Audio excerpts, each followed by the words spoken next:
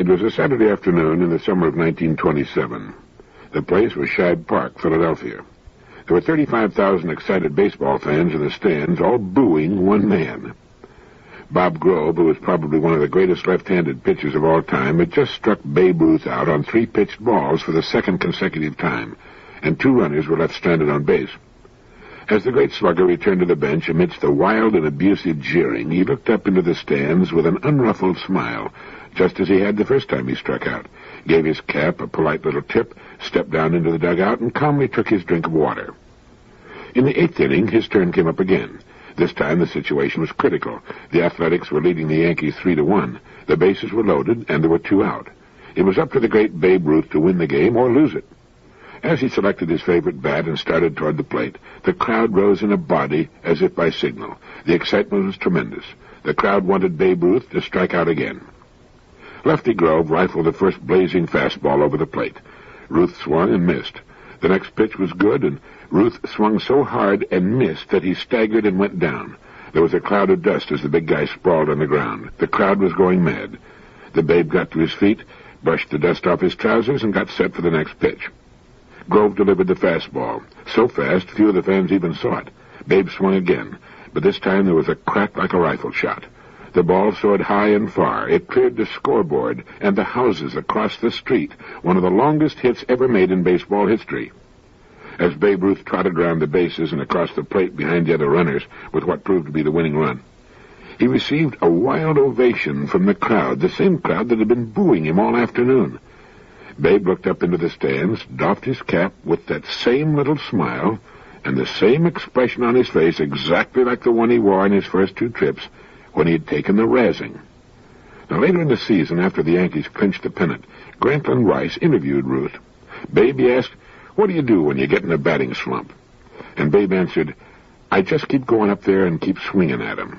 I know the old law of averages will hold good for me, the same as it does for anybody else, if I keep having my healthy swings. If I strike out 2 or 3 times in a game or fail to get a hit for a week, why should I worry? Let the pitchers worry. They're the guys who are going to suffer later on." Babe Ruth's unshakable faith in making the law of averages work for him enabled him to accept his bad breaks and failures with a smile. Now, this simple, common-sense philosophy had much to do with making him baseball's greatest showman, biggest box office attraction, and the highest-paid ball player of all time. He had his faults, like the rest of us, but his faith in the law of averages made him great. Now, there's a lesson there for all of us. Babe Ruth hit 851 home runs, as we all know. He struck out 1,330 times. But we don't think about his failures, and neither did he. He kept swinging and knew that the law of averages would take care of the rest. Well, how about you? I think that's another important principle that we might keep in mind. How the law of averages will work for us if we'll stay in there and if we'll keep swinging. We know that one of the most valuable attributes an adult can have is persistence. And a DePaul University psychologist, Dr. Glenn D. Jensen, has found that the best way to develop persistence in a child is to permit him to fail regularly. When we see a young child trying to do something and finding it difficult, and realizing how simply we can help him finish what he's trying to do, we have an almost overwhelming impulse to give him a hand. If we do this too often, it can be a mistake. In the tests conducted by Dr. Jensen, youngsters aged 3 to 9 years were tested in a room equipped with levers and knobs. They learn after a few minutes that twisting one of them will produce marbles, which will be exchanged for pennies. Now, some of the children are purposely spoiled, get marbles every time they twist the knobs. Others get marbles only after a number of knob twists. Then Jensen cuts off the marbles entirely and begins measuring the children's persistence. Now, white rats also are used in the experiments. The psychologist divides the white rats into 2 groups, those to be spoiled with kindness and those to be disappointed.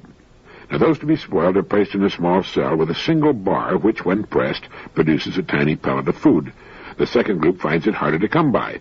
The first time they press the bar, it produces, but the next pellet comes only after 5 presses. Then this is raised by geometric progression to 10, 20, 40, 80, and 160. The graphs show that the spoiled rats lose heart quickly when they discover that they will not get food each time. But the frequently disappointed rats keep at it. It seems that the reaction of the children is just about the same as that of the rats, which all goes to prove what you probably knew already, that a life full of rewards is less a spur to sticking with the job than if it's interlaced with disappointment. When asked if young humans act like laboratory animals in these tests, the university said the answer seems to be yes. So it would appear then that the wise mother or father is not the one who says, "Here, let me help you with that," but instead understands the importance of failure. Failure keeps us trying. Easy success tends to cause us to give up the first time that we're faced with a job that takes persistence. Now, this is probably why the most popular sports and games are those most difficult to master. This must be why millions of men go back to golf each year, knowing that it's one of the most difficult games to get good at. The same would apply to the universal popularity of tennis, bridge, marriage, politics, and statesmanship. But the purpose in my mentioning these tests with youngsters and white rats, if you can forget the invidious comparison, is that we need to fail if we're to develop persistence. And maybe we shouldn't be so quick to give the kids a hand when they find themselves stumped on a problem. A bright, personable young man had been offered the opportunity to work for a highly successful, well-established manufacturing company. He saw the personnel director, talked with other officers of the company, and finally requested an interview with the company's president and chairman of the board. And this is how the president himself tells the story of what happened. The young man said he was considering an offer to join our company. He wanted to be certain he was making the right lifetime choice, and he felt he had a right to research this question right up to the chairman of the board. He was intelligent, ambitious, and appeared to have good potential for growth. In fact, the company president went on to say, "I caught myself speculating as to whether or not he might run the company in 20 years. However, his line of questioning was disappointing. It suggested that his goal was personal security and not opportunity.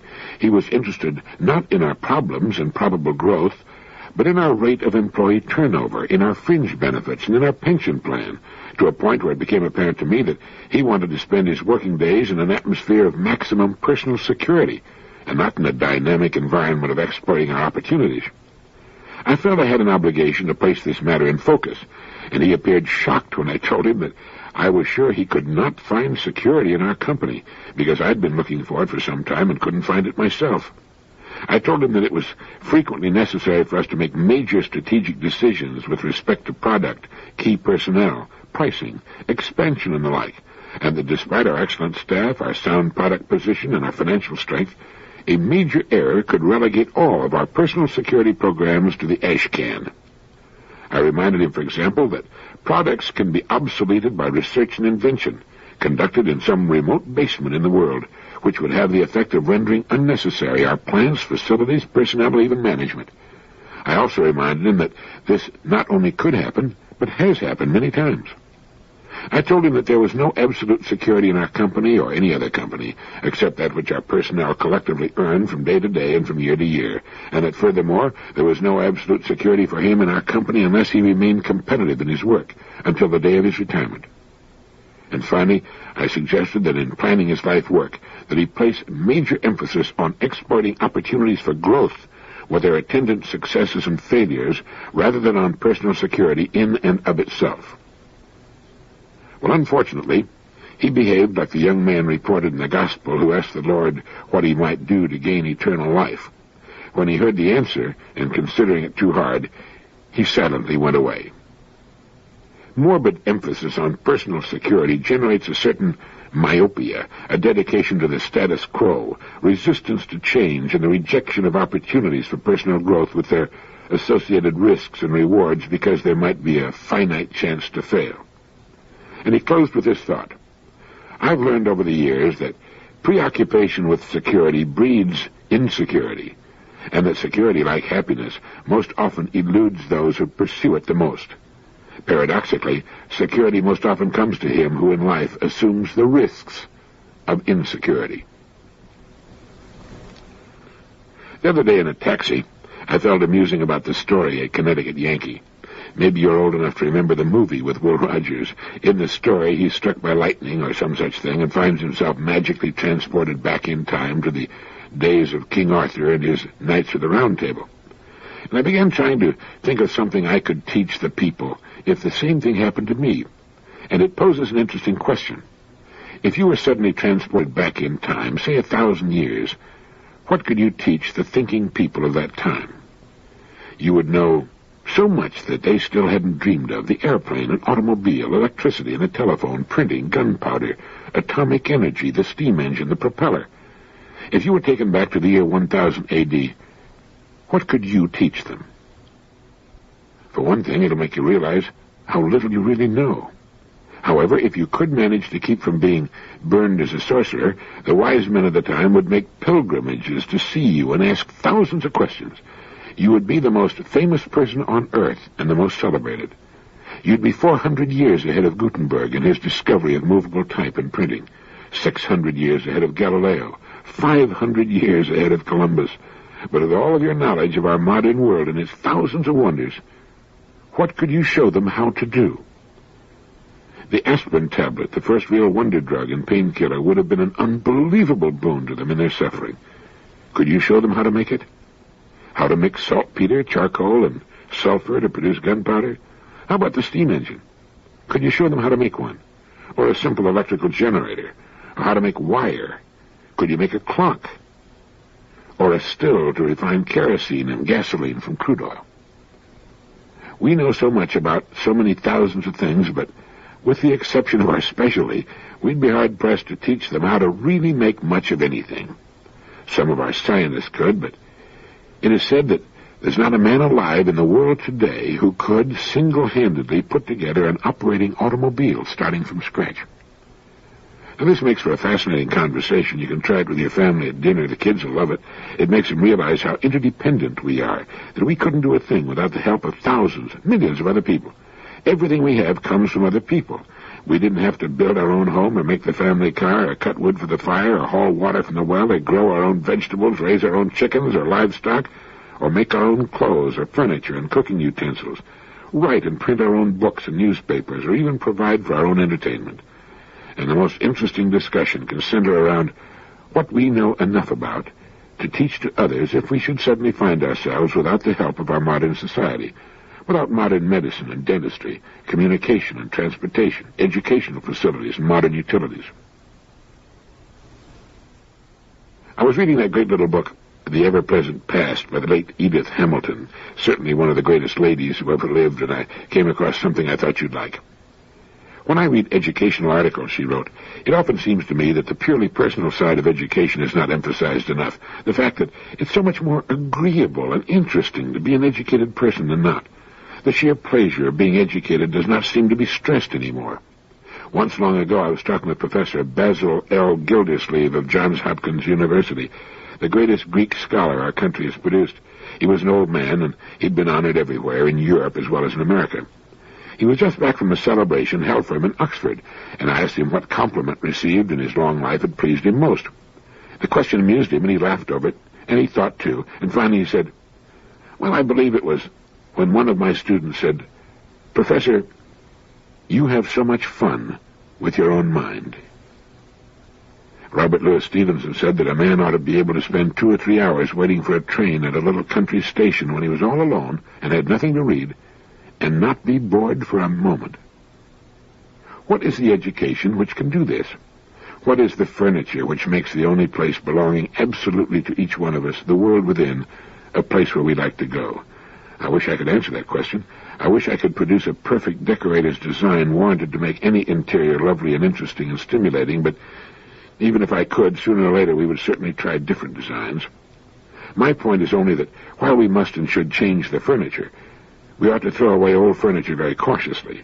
It may turn out to be irreplaceable. The world within, a place where we like to go. How about that? That's the aim of education, and it should be the aim of every person, to make his world within a place where he likes to go. And what about Robert Louis Stevenson's comment that a person ought to be able to spend 2 or 3 hours waiting for a train at a little country station when he's all alone and had nothing to read, and not be bored for a moment? Stand some evening in a big city at 5 o'clock and watch the faces of the scrambling, frenetic crowd, people hurrying home, trying to shorten the time they're left to their own devices and their own thoughts. But they are not our problem. We are our problem. Our own inner worlds are our problems. How's yours? Edith Hamilton was right. The purely personal side of a good education, an education available to every one of us, is not emphasized enough. Not enough of us understand the fact that it's so much more agreeable and interesting to be an educated person than not. We should all be concerned every day with the furnishings we're selecting for our inner worlds. A poet hundreds of years before Plato said, "Before the gates of excellence, the high gods have placed sweat. Long is the road thereto, and steep and rough at the first, but when the height is won, then there is ease." My old friend Dr. L.D. Pankey of Coral Gables, Florida, recently returned from a trip through the Orient. All the time he and Betty were abroad, they kept me up to date on their travels with the unique and interesting newsletter they send back to their stay-at-home friends whenever they're traveling, which is, well, for a couple of months every year. I received a letter from him the other day asking me when I was going to come down to Florida and join him in some bone fishing in the Keys. In answering his letter, I remembered something that had happened in his office many years ago that had made a deep impression on me. I was looking at a picture of one of the classes that he conducts each year for men of his profession from all over the world. And in studying the photograph, I realized that I was seeing some of the same faces I'd seen in other photographs of earlier classes he'd held. So I said, "I noticed many of the same people took your course this year who took it a year ago. What did you teach this year that you didn't teach last year?" And his reply surprised me. He said, "Nothing. I teach the same thing every year, not only in this country but abroad as well. Oh, I add to it each year as I learn new things, but basically it's the same course every year." Well, I was amazed. "Do you mean you teach the same things to the same people all over again?" "That's right," he answered. And seeing my surprise, he laughed and asked me a question that stopped me completely. He said, "When you find your golf game isn't as good as you'd like it to be, or suddenly find the ball isn't going where you want it to go, and you can't put your finger on what's wrong, what do you do?" I told him, "Well, I go back to the pro for some lessons." And he said, "That's right. And what does he teach you? Does he teach you something new about the game, something you didn't know at some time before? Or does he merely remind you once again of the basic fundamentals, which, if you'll but be guided by them, will result in your getting the kind of score you'll be happy with?" Well, he had me, and it made me remember the old saying that we need reminding as much as we need educating. That's why these principles are so important. It applies to becoming good at anything. It's as important to living successfully as it is to playing a satisfactory game of golf or practicing medicine or dentistry. We need to be reminded from time to time, and the more regularly the better, of the basics, the fundamentals upon which everything else is built. The good home may look different from all the other homes on the street, but its foundation followed the rules for any good foundation, and so did its construction. Do it right the first time, and it'll stand for as long as we need it. If we build our lives and what we do during our days on truth and justice, we'll build the kind of lives we can be proud of, that will take us to the goals we seek in good time without worry or frustration. But we do need reminding. You might remember that bit about the golf pro. He doesn't teach you anything new, but he reminds you of some of the basics you've forgotten and helps you rid yourself of some bad habits. No matter what it is a person does, if he does it too long without a break of some kind, he's apt to get off the track. He loses his objectivity. Experts in various fields have been in them so long they forget what they're trying to do. This is why the book written by the learned professor is often written to win the approval of other learned professors. As a result, it doesn't amount to much because nobody reads it but learned professors who already know everything that's in it. Nobody who needs it and could learn from it can get interested in it even if he can understand it. Take the field of advertising. It all started as a means of getting people to buy products. It's a form of salesmanship. But so many advertising people have been in advertising for so long, it sometimes seems they've forgotten the real purpose, and they've lost touch with the people they're supposed to motivate. Whit Hobbs, Senior Vice President in charge of Creative Services at Benton & Bowles, made a speech some time back, in which he urged a return to honest fundamentals, and he asked his audience if, when they sit down to write or judge an ad, they set their standards as high as they could and should be. He said, you say to yourself, if this doesn't sell me, excite me, arouse or amuse or interest or challenge or help or befriend me, how the heck is it going to sell other people? He said that other people aren't different. He said they're smart like you and savvy and hurried and harried and concerned and confused, just like you. Too many kids, not enough money, worried about crabgrass and Congress and college and communists and constipation. Their upper sinuses are clogged and so are their septic tanks, just like yours. He said they're great people, just like you. Get to know them better. You can't help liking them. Stop feeding them pap. They've outgrown it years ago. Start talking up to them. That's the way they want to be talked to. Stop beating them over the head. Stop boring them. He said, give them bright, bold, friendly, helpful, challenging, entertaining advertising that customers like. From you and me, he went on to say, with regard to advertising, they want friendship and understanding and sympathy and help. They want quality, quality, quality. Why don't we give it to them? In speaking of the run-of-the-mill, ridiculous, insulting advertising, Hobbes said, why do we have the same dull housewife in the same dull kitchen, with the same totally inept husband and the same know-it-all mother in every commercial, and those same unattractive people sitting around the table grinning all through breakfast every morning? Where do we find people like this? People so stupid they can sit there and eat a whole meal and not even know there's an announcer standing right there in the room with them. Where do we find those models in car ads, those tall, gawky, empty-headed, flat-chested girls standing there with silly, gaudy clothes on and plumes in their hair and feet spread way apart like they had an itch, staring adoring at the new car? Why don't we try to win customers instead of prizes? It's true. Spend too much time doing the same job, and if you don't get off once in a while and take a good, long, objective look at what you're doing, you can lose touch completely, get completely off on the wrong track. The last couple of days I've been reading a book that's been in my library for many years. It was written, I believe, in 1935 and is possibly now out of print.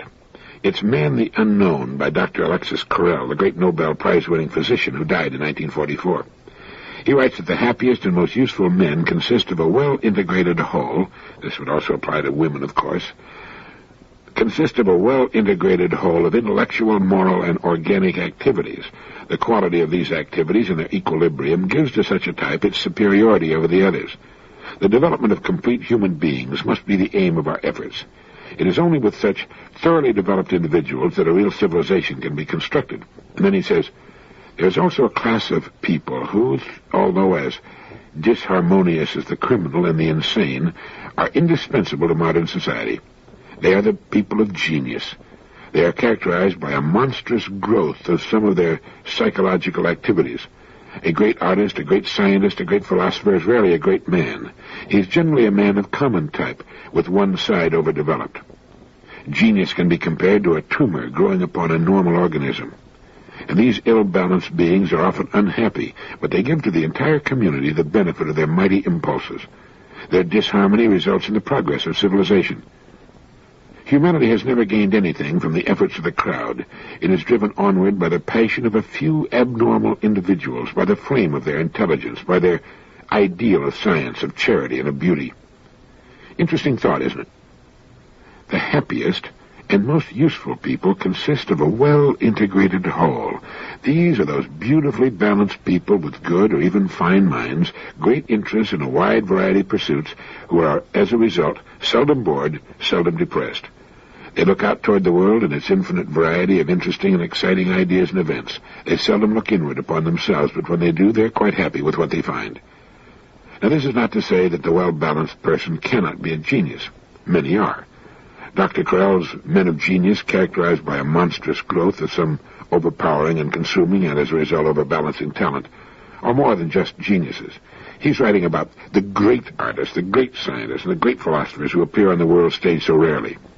In these people, it seems that all these strength-giving alloys have been withheld, leaving only the rare and pure single metal of their makeup. And while they shine like the rare stars they are because of their purity, they suffer terribly from their lack of wholeness. Whenever they step off the one substance that gives meaning to their lives, they must fall into the chasm caused by their lack of footing in every other direction. But while I'm sure they suffer, they must also know a corresponding joy and elation at times, far above anything enjoyed by their well-balanced and generally happier brothers. And they do drive humanity onward.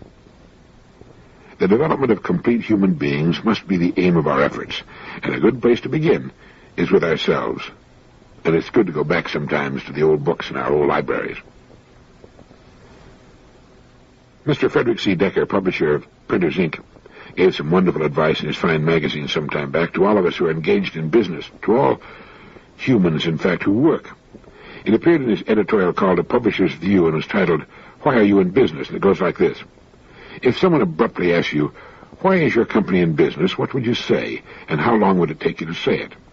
Unless you're different from many people I know, your first reaction to such a question is apt to be a near total loss of words, and your second one is just as apt to be a series of attempted answers that you will reject one by one as either wholly inadequate or so involved that you'll want to withdraw them until you can sharpen them up. If you don't believe this, assume I'm asking you right now why your company is in business, and then sit back and see how fast you can produce an answer with which you're thoroughly satisfied. A marketing manager and his agency account executive got together just the other day to see if they could agree on some basic approaches to their next year's advertising campaigns. After several hours of putting a lot of divergent ideas on the table, they suddenly realized they had no simple, common base from which to start. Then the marketing manager said, "What is my company really trying to do in this world?" A good many hours later, they had an answer they were both sure was right, and they had boiled it down into easily understandable words. And now, they tell me, they're off and running with more ideas for next year than they know what to do with.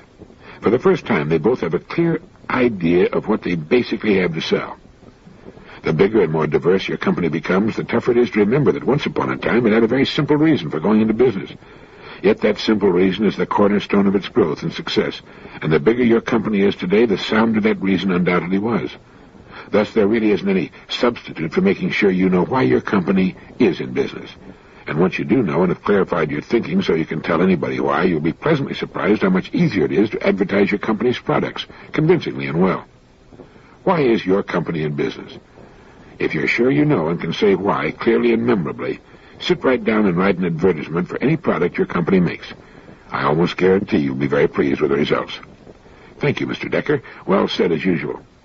You know, this is really all we need from time to time. A reminder to turn to basic fundamentals, to our beginnings. Think how clean and stripped of absurdity and circumlocution this kind of thinking could make the ads we see and hear. Think how honestly this sort of thinking could cause the ad to strike the eye and the ear. I think Mr. Decker's editorial should be tacked to the wall over the desk of every copywriter and probably every company president. You know, Emerson said one time, they use the superlative of grammar, most perfect, most exquisite, most horrible, not perceiving that superlatives are diminutives and weaken, that the positive is the sinew of speech, the superlative, the fat. This morning in a taxi on my way to the office, I experienced a curious sensation. For no particular reason, I saw myself in the great city in which I live in relation to future time. As the skyscraper in which I have my offices came into view, I pictured its location 5,000 years from now, after the entire city will have been torn down and rebuilt, perhaps 50 times or more. I saw myself and the teeming thousands on the street as ancients living in a distant and barbaric past, as we will appear in the ancient history books, if they still use books 5,000 years from now. I saw us as we are today, as the ancient Greeks and Romans and Egyptians must have seen themselves just a short 2,000 or so years ago.